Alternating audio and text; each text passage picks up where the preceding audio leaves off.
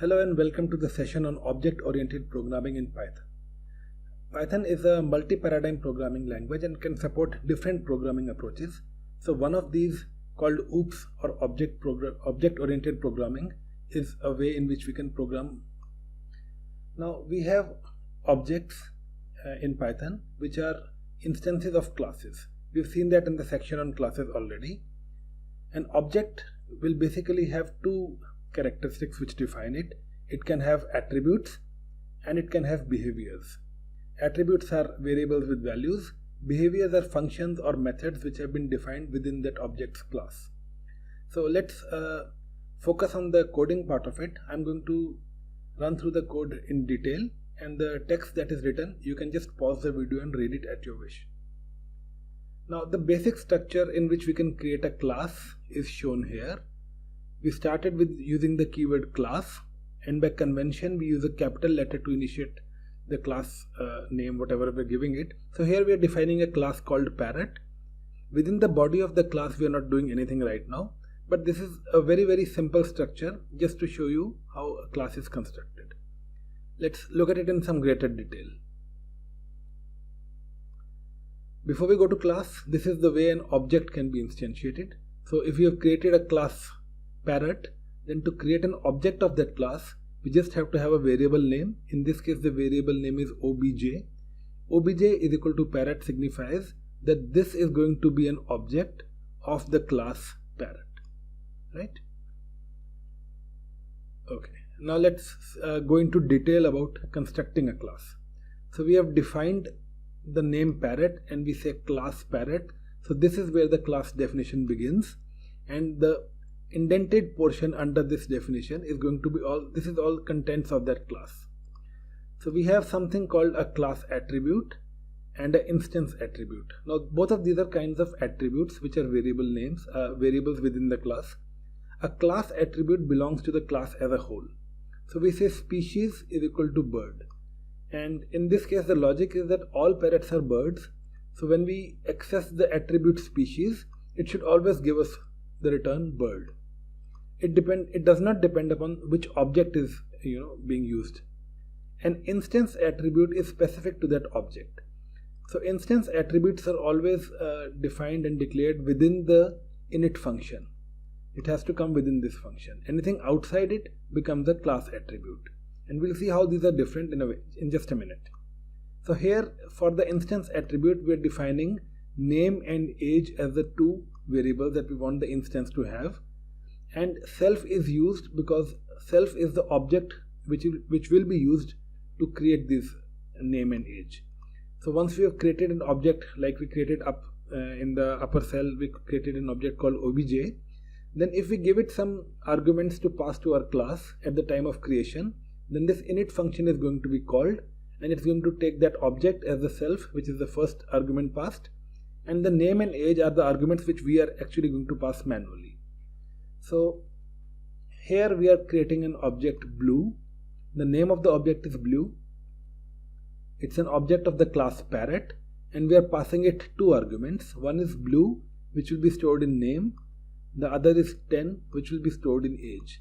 Now these will be stored specific to blue, while blue also gets access to this particular attribute, which is a class attribute. Now we define another object, and we say this object woo is also an object of the class parrot, but this time we are giving it a different argument set. We are giving it woo, which is going to go into name. We are giving it 15, which is going to go into age when we define the class. So once we have done this, we have defined the class and we have created two objects. How can we produce or print out the class or the instance attributes differently? Now let's start with the class attributes. So in this line, let's see what this line is doing. We are saying print blue is, and then this is going to be filled by blue.species. So what blue.species is doing is it's using blue and accessing the species variable. So this is the one that's going to get printed, bird. So blue is a bird is going to be the output over here. We can also say woo. In this case we have changed the object. So woo is also a woo.class.species. So by specifying this, we can say that we want the class attribute and not the instance attribute. This can come in handy if you got the same name of the attribute. So if we had another variable species which was in here, then to tell Python which one we are referring to, we can use class. If we don't use class, it will take whichever one is available. So primarily it will first go to the instance attribute, and then after it doesn't find anything here, then it will go to the class attribute. So this is the output of these two lines of code. Now coming to instance attributes. So here we have two placeholders and we are going to pass them blue name and blue age. Now because these are instance attributes, they are specific for our object blue. So in the case of blue, we get blue is 10 years old. In the case of Wu, we get Wu is 15 years old. So this is how instance attributes work. Now we come to methods. Methods are functionalities encapsulated within a Python object. So how do we create methods in Python? Let's take a look. So once again we have our class. We're going to call it parrot. These are the instance attributes. They are instance attributes because they are falling within the init function. This is an instance method, def thing. It's going to take self. Self is important because that's the object that's been used to call this method. And then it's going to take a parameter song. So when we call this method, we're going to have to give it a parameter or an argument called song. And then it's going to return to us these two as a return statement. So the string will be returned. And what comes in this string is self.name. So the name of the object is going to come over here. And the song, whatever song it is going to come over here. So when we run this, and running this will create the class. Blue is an object we are trying to create, and the object is going to be of the class parrot. We're going to pass it the arguments blue and 10, just like we did in the earlier cell. And now we want to say print blue.singHappy. So let's just take a minute and see what's happening in this line of code. Blue is the object we created over here. Dot is the operator we are going to use to call the method and to get access to the method of the blue object. So blue dot, and then we get sing. So sing is the method that has been defined over here. So when we say blue.sing, we're going to refer to the sing method of the blue object. Because we are referring to the blue object, so this self name automatically becomes blue. So we get blue sings happy. Happy because happy is the string we passed it here, which is going to come to this place over here. So the output of this line of code is going to be blue sings happy because it invoked this function. The outcome of blue.dance is going to be this line of code is going to get returned. So self name is blue, blue is now dancing. So this way, once we have objects, we can use the dot operator and call the methods from that object definition, from that class definition.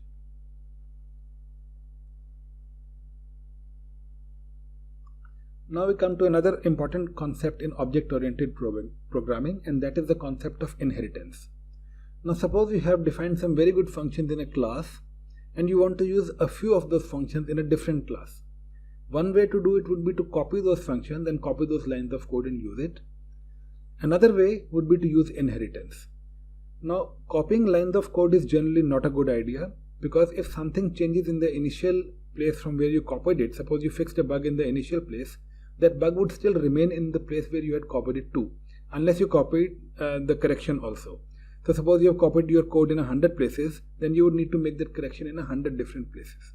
Now inheritance is also going to take forward the concept of reusable code. So for example, if you are inheriting a particular function and the function changes in the parent class, then all those changes are automatically reflected in all the child classes also. So what do we mean when we say a parent class or a child class? Let's take a look at the code now. Here we have a parent class. You are familiar now with the concept of classes. So we define a class, we call it bird. Here's the initializer of the parent class bird, and we say with this initialization we say bird is ready. So whenever an object of the class bird is created, it's going to print on the screen bird is ready, because at the moment of instantiation this method is always called. Then we have some other instance methods. So we have a method who is this, and it's going to print bird. And we have a method swim, it's going to print swim faster. So these methods are only evoked by objects of the class bird as of now. Now we define another class called the child class. So the child class is going to be called penguin. Let me just scroll it back a little. Yeah. So the child class is going to be called the penguin class, and in this penguin class we're going to pass the bird class. So the whole class as a whole is going to be passed.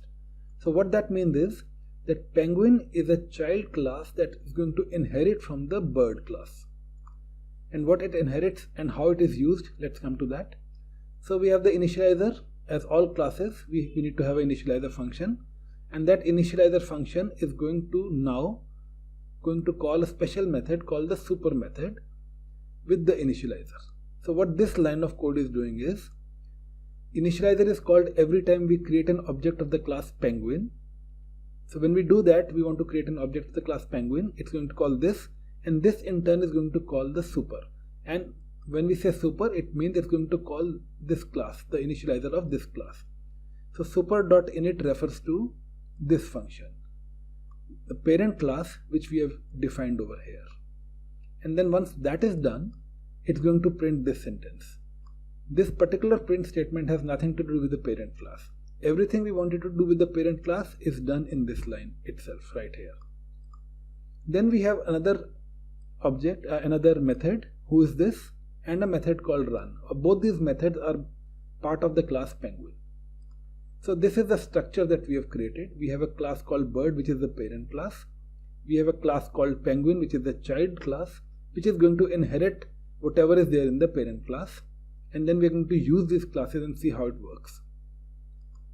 So here we have an object called Peggy.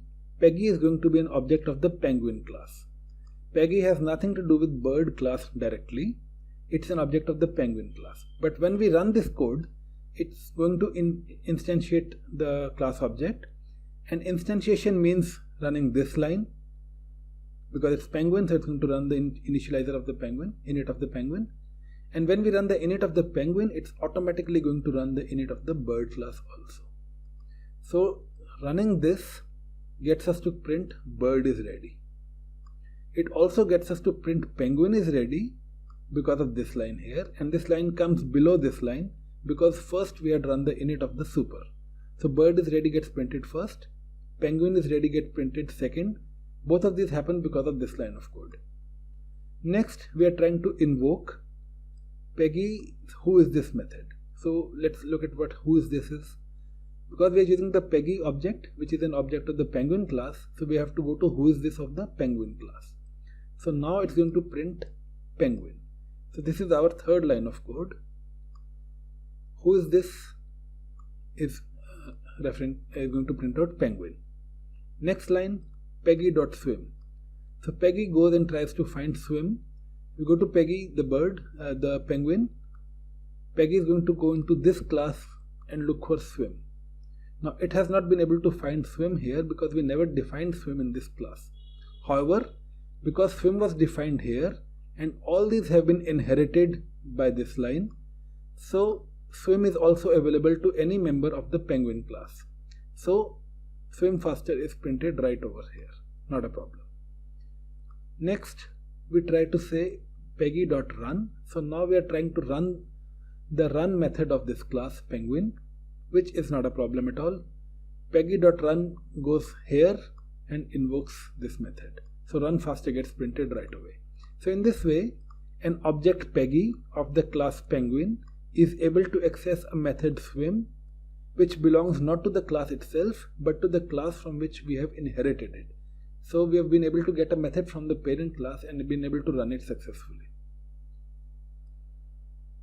Alright. I think you missed that. Yeah. So now you can read it if you want to. And once you're done, we come to the next important concept in OOPS, which is the concept of encapsulation. Encapsulation means we are able to encapsulate everything within the object we created, and this provides the additional layer of safety. You can use encapsulation to prevent data from being modified directly, and the way it works is, let's come to the code now. So we have a class called computer. we have the init function where we set the maximum price of this max price to 900. This max price is applicable to the object self, so it's specific to whatever object we are using. And then this is the double underscore in front of this. Now the double underscore is the one which defines this particular attribute as being a permanent attribute or a fixed attribute. We cannot change it directly from outside the class. It is private to this class, right? So this is defined. Next we define a function called sell, which takes the object which is calling it as the argument, and it prints selling price, and it's going to print the value of this double underscore max price for us. So this is a way of accessing the attribute. Then we have another function called set max price, which takes in the object and also a value called the price. So this is giving us a way to change this. Now remember that because of the double underscore it is private, so it cannot be changed from outside the class. But once we are within the class, we obviously have access to this function. So here self.maxPrice is equal to price is a function, is a method assignment which will work. Self.maxPrice is reassigned the price that was given to it using this particular method. So what we are doing essentially is we are restricting any change to happen only through the running of this particular method. Let's see the code. C is equal to computer. So now you know we're instantiating an object of the class computer. Then we say c.sell. So c.sell immediately goes to this function, this method sell, and it prints the selling price is, in this case it's going to be 900. So selling price is 900. So the first c.sell command invocation is going to print the selling price as 900. Now we are going to attempt to change the price from outside. We say c.double_max price is 1000. So this is an assignment we are trying to make, and then we run the c.sell again. Now if this had succeeded, it would have changed the price to 1000, and then this would have printed 1000. But we see that it's printing only 900. The reason that it's printing 900 is that this assignment, this one right here, did not succeed. And it did not succeed because the underscore max price attribute is a private attribute of the class. You cannot change it from outside the class. So we come to our final line of code here in this segment. This is C, and we are invoking the method setMaxPrice, this one, and we are passing it an argument 1000. So basically in this line we are saying that the object C wants to call the function setMaxPrice using a value of 1000. This takes the 1000 within the class. Once we are within the class, we can change the value. So now when we print it using this line, we get the value selling price is 1000. So these are two functions which have allowed us to view and change the attributes that are class private attributes from outside the class, and these methods are also called the getter-setter methods in common lingo. So getter methods can be used to get hold of private attributes. Setter methods can be used to change their values, and what this does is it lets the programmer have absolute control over what's happening. You can only use the defined methods to change these attributes. So nobody can from outside, even if somebody gets to know the exact name of the variable, they are unable to change it by simple attribution. They will have to go through our getter and setter methods. Finally, we come to a concept called polymorphism. So polymorphism means you use the same name of the function, but you get different outputs. So we have a class called parrot, where we've got two functions, fly, which prints out parrot cannot fly, and a function called swim, which prints out the parrot cannot swim. So within the class parrot, we have fly and swim. Another class penguin, we have the functions fly and swim. Now note the functions are named exactly the same, but they are different because they are in different classes. So here we are using namespace separation to distinguish between functions of the same name. Now we are defining a common interface to test this out. We are defining a function, flying test, and we're going to give it a bird, and then we're going to see whether the bird can fly or not. We say blue is a parrot class object, and Peggy is a penguin class object. So we've made two objects now, and then in the flying test function we defined above, we pass blue. So what's happening here? Let's see. We call the function flying test, which we defined over here. We passed it blue, which is this one. So blue.fly is going to be invoked. Now blue is a specific object and .fly is going to refer to the fly of that particular object's class. So blue was a parrot class object, you can see here. So when we say bird.fly, it's going to look at the class first, then it's going to look at the fly method and then say parrot can fly. So here this is the output of that particular code. Flying test blue is going to return parrot can fly. If we use the same code with Peggy, flying test Peggy, the flying test function is going to receive Peggy here, and so this line becomes Peggy.fly. Peggy is a penguin class object, so Peggy.fly goes here to this class, looks up this function fly, and the output is penguin can't fly, which we can see here.